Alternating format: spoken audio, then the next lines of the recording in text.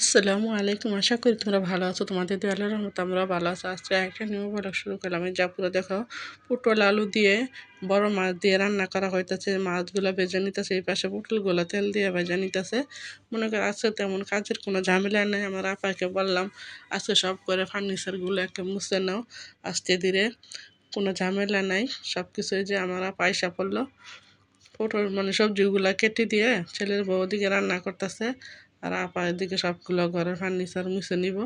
আপুরা তোমাদের সাথে শেয়ার করলাম, তাহলে আপুরা দেখতে থাকো, আমার পাশেই থাকো। এই যে দেখো, সব মানে ওই তোমার ভাইয়া, তোমাদের ভাইয়ার ঘরটা মোছা হয়ে গেছে, এদিকেও মুছতেছে। কারণ আপুরা এত কিছু তার দেখানো সম্ভব না, তাহলে তো অনেক বড় হয়ে যাবে। কারণ 5 মিনিটের 10 মিনিটের ভিডিওর মতো তারপরে এত কিছু সম্ভব না। এই যে দেখো, তোমাদের ভাইয়া আসার সময় কত কি নিয়ে আসলো।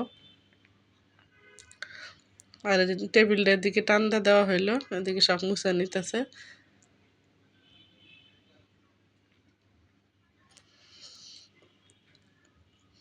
তাহলে আপুর আমার পাশেই থাকো, দেখতে থাকো। যদি ভালো লাগে লাইক দিয়ে একটা সাবস্ক্রাইব করে দিবে, আমার পাশে থাকবা। আর এই যে আমার নাতি দেখো, এতক্ষণ পর প্রায় এখন 11টা বাজে, ঘুম থেকে উঠলো, ওইটাই যে দুষ্টামি করতেছে। তোমরা যদি আপুরা কমেন্টস করে বলো, আমি একদিন শেয়ার করব আমার যতটুকু আছে গরিবের রাজপ্রাসাদ। এই যে দেখো, তরকারিটা হয়ে গেছে, এখন নামিয়ে ফেলবো। সাথে কিন্তু পুরা রান্না করা হয়েছিল এই যে কহি দিয়ে আর ডিম দিয়ে। কহি বলে না, সবজি কহি, চহি বলে, কেউ চিচিঙ্গা বলে, যাই বলুক, এই যে ডিম দিয়ে রান্না করা হয়েছে। কারণ আপুরা আজকে আমি তো এই যে সব তোমাদের সাথে বলি না, সোমবারে বৃহস্পতিবারে রোজা রাখি। রোজা রাখি খাওয়া দাওয়া করে যে শুইছি আপুরা। আর ছেলে বউ মোবাইলও নিতে আসে নাই, মনে করে আর ভিডিও করতে পারে নাই। আমি আবার ঘুম থেকে উঠা একটু শেয়ার করলাম তোমাদের সাথে কি কি রান্না করলো। আর আমার আপা তো মুছতেই আছে সব ঘরের ফার্নিচার।